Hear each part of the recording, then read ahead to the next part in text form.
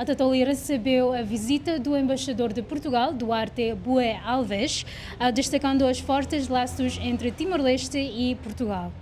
E as discussões centraram-se na importância da liberdade de imprensa num Estado democrático e na compreensão das funções das comunicações sociais em Timor-Leste.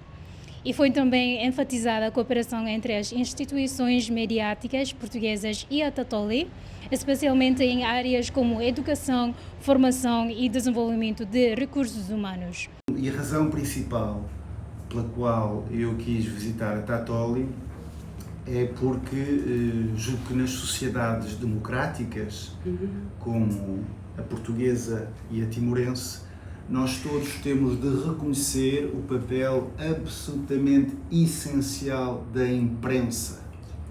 Não há sociedades democráticas livres, abertas, sem uma imprensa livre.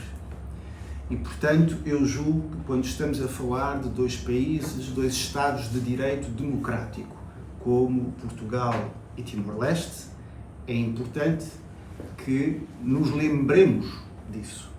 E é importante que, julgo eu, que o representante de Portugal aqui em Timor-Leste se interesse e procure conhecer melhor o ecossistema mediático de Timor.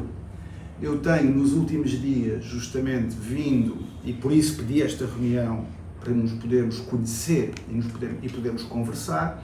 Eu estive nos últimos dias a prestar particular atenção para estudar justamente a questão dos média em Timor-Leste.